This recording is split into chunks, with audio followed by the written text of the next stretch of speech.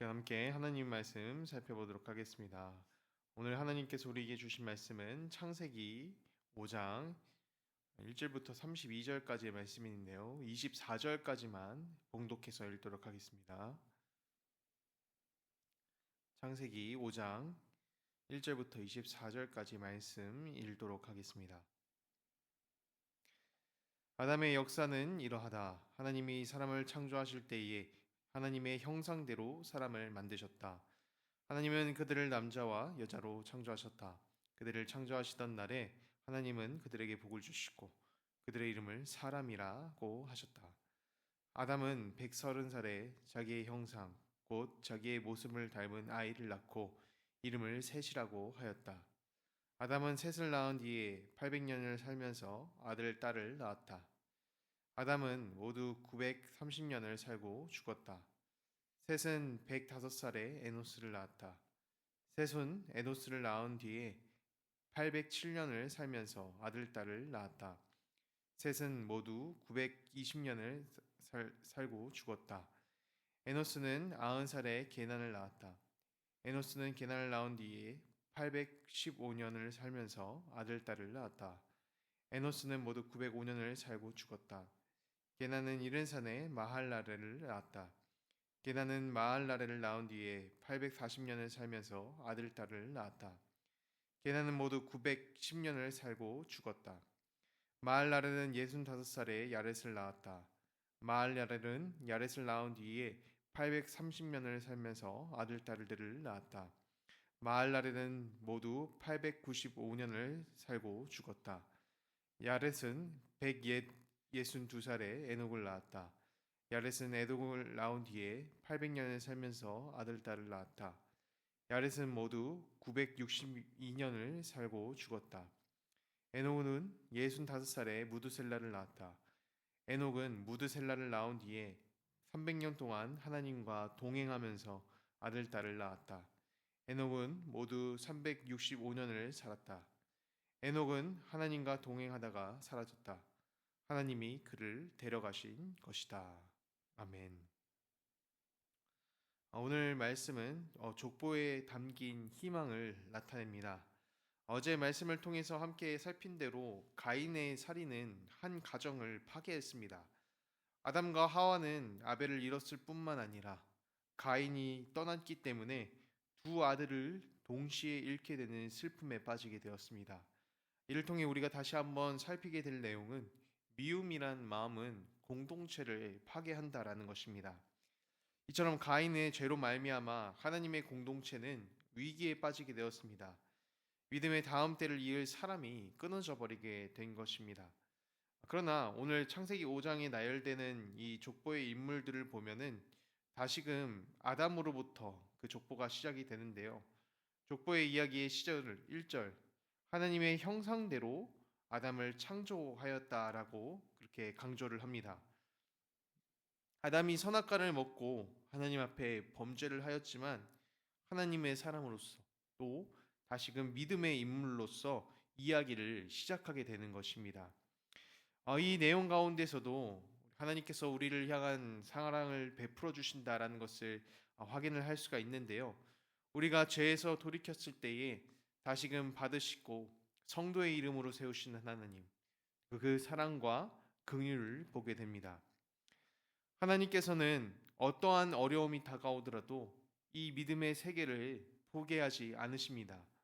아벨 이후로 끊어져 버리는 믿음의 이름들 가운데서 다시 셋이라는 인물을 주시며 이 신앙의 대를 이어가시게 하는 것이죠.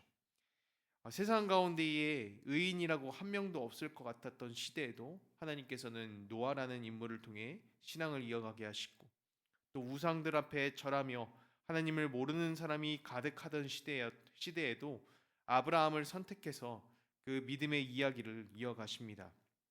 또 교회의 핍박이 거세져서 많은 사람이 믿음을 가졌다는 이유로 목숨을 잃는 가운데서도 주님의 교회는 점점 더 왕성해져 가더라라는 이 성경 구절을 보면서 하나님께서는 믿음의 세대를 포기하지 않으신다라는 것을 깨닫게 됩니다.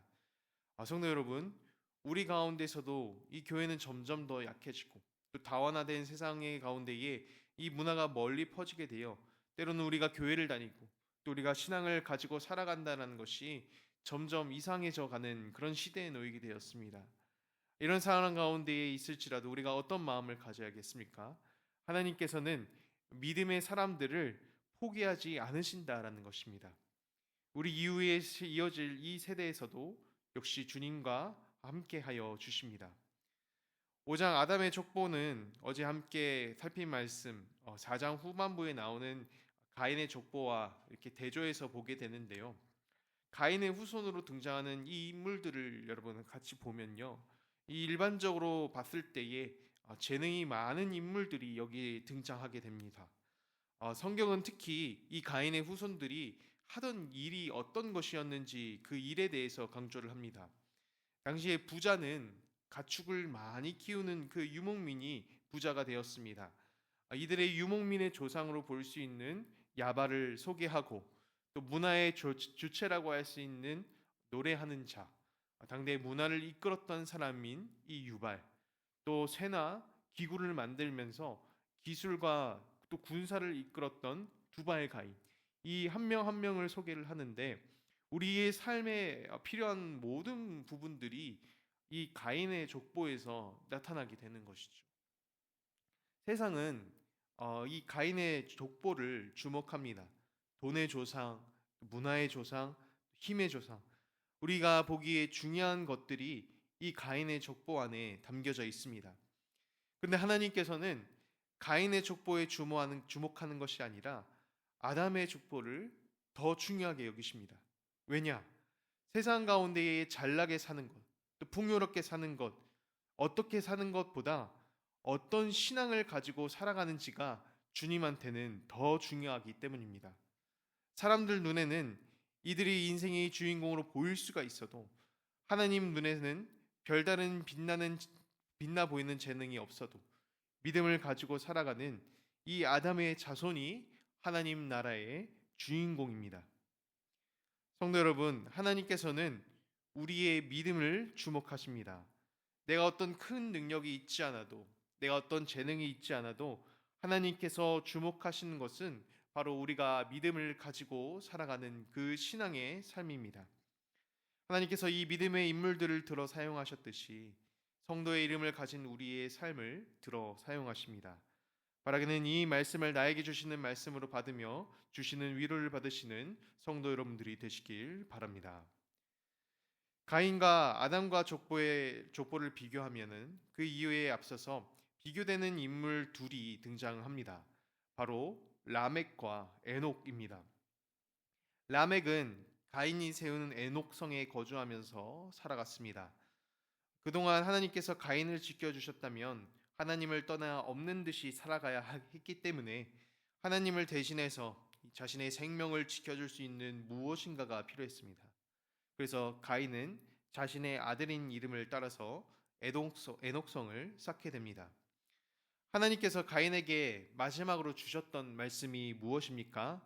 내가 너에게 표를 주어서 그 누구도 너를 해치지 못하게 하겠다라는 말씀이었습니다. 그러나 가인이 이 성을 쌓았다라는 것은 하나님께서 마지막으로 주신 그 말씀 역시도 믿지 않고 신뢰하지 않았다라는 것이죠. 이처럼 에녹성은 하나님을 신뢰하지 않고 또 하나님이 누구인지도 모르는 가인의 자손들로 가득 차게 되었습니다. 이제 그 인물 중 하나가 라멕입니다. 지난 4장 23절을 보면은 라멕이 자신의 자식들을 불러놓고 하나의 이야기를 무용담처럼 전해줍니다. 바로 자신에게 해를 끼친 이들을 살해했다라는 내용입니다.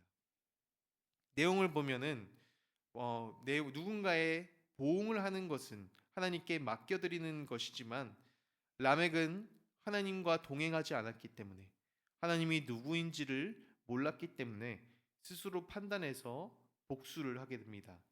자신의 이 목숨을 지키기 위해서 또 내게 피해되는 것을 없애기 위해서 스스로 판단하고 또 스스로 그 죄를 실행에 옮기게 됩니다. 말씀은 이러한 람에게 악에 대해서 드러내고 있는 것이죠. 반면 에녹의 삶에 대해서는 성경 구절이 짧게 설명을 하고 있었는데요. 그가 하나님과 동행하였더라라고 설명합니다. 라멕과 같이 어떤 큰 힘이 있었던 것도 아니고요. 300년이라는 비교적 짧은 시간과 같이 긴 세월을 이 땅에서 살진 않았지만 성경은 그가 하나님과 동행했던 사람으로 소개를 하고 있습니다. 이 라멕과 에녹의 가장 큰 차이점이 무엇입니까? 하나님과 함께 동행한 삶과 반대로 하나님이 없는 듯이 살아갔던 그 삶이 이 둘의 차이점이 되었습니다. 오늘 말씀은 자신이 원하는 대로 또 이루고 싶은 것이 있다면 내 뜻대로 이루며 살아갔던 라멕을 주인공으로 소개하고 있지 않습니다. 내 뜻이 아니더라도 하나님 뜻에 따라 살며 동행하는 것. 세상 가운데서 하나님을 붙잡고 동행하는 이 에녹의 삶을 하나님 나라의 역사의 주인공으로 바라보고 있는 것이죠. 에녹이 하나님과 동행했던 것을 히브리어로 보면 히탈레크라고 하는데요. 이 동행의 의미는 지속적이고 습관적인 그런 동행을 말합니다. 에녹은 장막에 있을 때나 또 들에 있을 때나 언제나 하나님과 함께 동행한다라는 생각을 가지고 그 삶에서 살아갔습니다. 성도 여러분, 하나님께서는 우리가 걸어가는 주님과 함께 걸어가는 그 신앙의 삶을 주목하고 하나님 나라 역사에 사용하십니다. 오늘 하루 우리 삶 가운데서도 이 믿음의 길을 지키며 걸어가고 또 하나님께 사용받는 성도 여러분들의 삶이 되시기를 주님의 이름으로 축복합니다. 시간 함께 기도하도록 하겠습니다. 하나님 아버지, 우리의 삶 가운데에 주님을 찾고 또 그 안에 거하며 동행하는 성도의 삶이 되기를 소망합니다. 힘든 일이 있을 때에 주님께 나아가고 또 기쁜 일이 있을 때에 주 안에서 기뻐하는 동행의 삶을 걸어갈 수 있게 해 주시옵소서. 그 어떤 시대에도 믿음의 세대를 포기하지 않으시는 하나님의 마음을 바라보며 우리의 다음 세대 아이들이 세상 가운데서도 하나님을 선택하고 계속해서 믿음의 여정을 걸어가는 성도의 삶을 함께 살게 해 주시옵소서. 주님 앞에 나아가 기도로 구할 때에 내 삶과 상황에 말씀하시는 하나님, 주님의 뜻을 먼저 구하며 기도하게 하시고 필요와 도움을 구할 때에 응답하시는 하나님, 또 채우시는 주님의 은혜를 경험하게 해 주시옵소서. 모든 것을 주님께 맡기고 구하며 이 모든 기도를 살아계신 예수 그리스도의 이름으로 기도드립니다.